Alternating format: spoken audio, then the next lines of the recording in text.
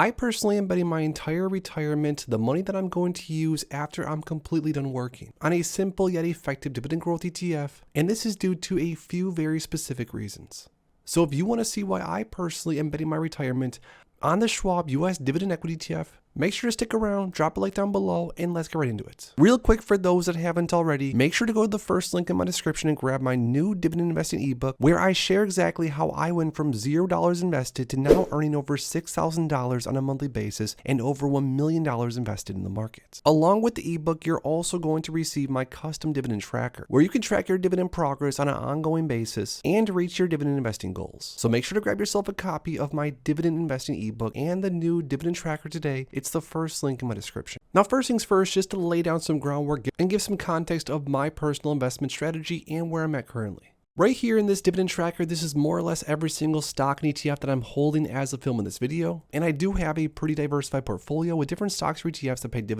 pay me dividends on a consistent basis. All in all, I'm currently at around $6,500 per month on average. Now, throughout this portfolio, like I said, I do hold various different stocks or ETFs, but one of the main positions that I've been buying like crazy over the past year or so is this right here, SCHD, which I'm currently sitting on 623 shares of at an average cost of around $73 per share. Now, obviously, I'm not only holding on to SCHD. That's not the only asset, the only ETF that I'm going to have when it comes time to retire. But more or less across my entire portfolio, SCHD is a position that I look at as a foundation, a position that for specific reasons, which we're going to go through here in a second, is not only going to allow me to sustain the amount of cash flow that I need during retirement, but also pay me more and more over time, which is very, very important. Now, because of what SCHD offers, which again, we're going to talk about here in a second, this is my main priority to get this ETF to become a larger and larger portion of my overall portfolio, especially because I am looking to not necessarily retire in the next few years, but definitely am looking to use some of my dividend income to pay for things like bills, vacations, or whatever the case might be, most likely in the next 1 to 3 years. So now that we laid down some of the groundwork, I do want to explain exactly why this ETF is specifically my favorite ETF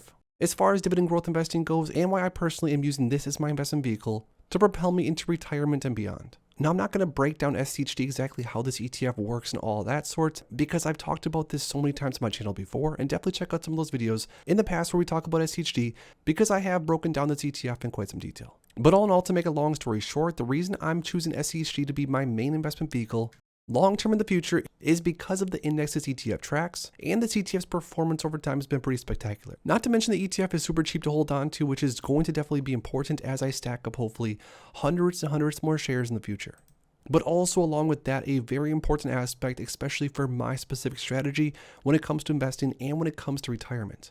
I personally am building out a portfolio of tons of different stocks and ETFs that are going to pay me on a quarterly and monthly basis as far as dividend income goes. And I'm hopefully not looking to actually sell any of my positions over time. I'm hopefully looking to get paid more and more in dividends as the years go on and use that dividend income on a consistent basis to pay for bills and other things. So because that's my specific strategy, because I'm not personally going with the 3%, 4% rule and actually looking to sell off any of my assets, I'm looking to use the dividend income to cover expenses, etc. Because of that, dividend income is very important, and when it comes to SCHD, this ETF is paying a starting yield of around 3.5%, and over the last year or so, I've even gotten some shares on a yield on cost of almost 4% plus. But along with that, this is a very important aspect, probably the most important aspect of this entire video. The main reason why I'm choosing this specific ETF to propel me into retirement and why I'm betting so heavily on it is because, at least historically, the dividend growth rate for SCHD has been relatively very, very high. We're talking in the last 10 years around 11%, the last 5 years over 11%, almost 12%, and the last 3 years around 9%. Now that means that over time, at least if history were to repeat itself, SCHD ETF should pay me more and more in dividends as the years go on, which is definitely going to help me during retirement if for whatever reason I want to spend more money year over year, if my expenses for some reason go up. But on top of that, I want to build a portfolio that, at least for the most part, is going to be able to keep up with inflation. Now this right here is historical inflation rates, and this is from 1914 to 2024. Now, just looking at the January column right here, you can see that over time, inflation for the most part has remained around 2 or 3% on average. But looking at more modern inflation rates, in the last 10 or so years, we've seen anywhere from 2%, 1%, all the way up to 7.5% in 2022. And keep in mind, I know what some of you guys are probably saying, the inflation rate is actually much, much higher than it's even reported as, and there's definitely a good argument for that. But just for a quick example, if we were to look at the inflation rate and assume that inflation is going to stay on average around 5% over time, even if inflation remained at 5%, 6%, or 7%, by buying into SCHD, an asset that's going to pay you, or at least has paid you, on average 7, 8, 9, 10, 11% more and more in cash flow year over year, that means that you have at least a chance to keep up with inflation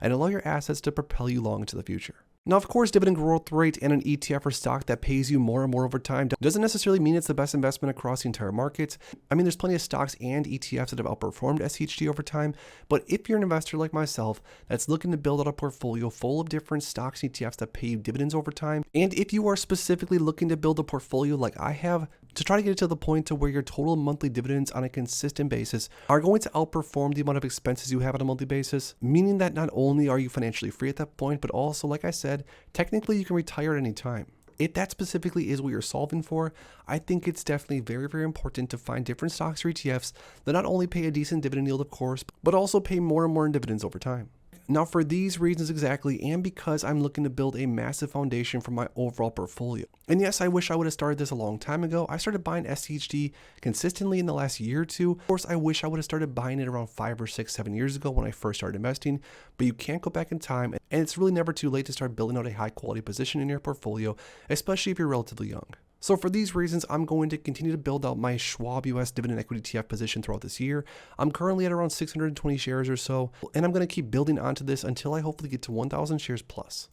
Now, my thought process is once I get to around 1,000 shares relative to the rest of my portfolio, that's at that point going to be a very significant portion of the overall portfolio. That's not only going to pay me a decent amount of dividends right from day one, but again, historically speaking, if SCHD continues to pay more and more in dividends long term, this portfolio and my retirement should be secured hopefully with more than enough cash flow long term to not only keep up with all my expenses, but also, like we talked about, to keep up with things like inflation. Not to mention, just generally speaking, SCHD has had a great performance since the inception of this ETF. If you were to invested $10,000 when this ETF started trading, and this was around 13 or so years ago, and if on top of that you were to reinvest the dividends along the way, you would have started off with $10,000 and ended up with $44,400, or an average total return annually of 12.5%. So again, there's ETFs and stocks across the market, I get it, that have performed better than this. I know there's stocks and ETFs that have outperformed this by a mile. But if you're looking for a solid foundational investment, SCHD or other similar dividend growth style ETFs that have the fundamentals and historical performance to back it up could be amazing foundational positions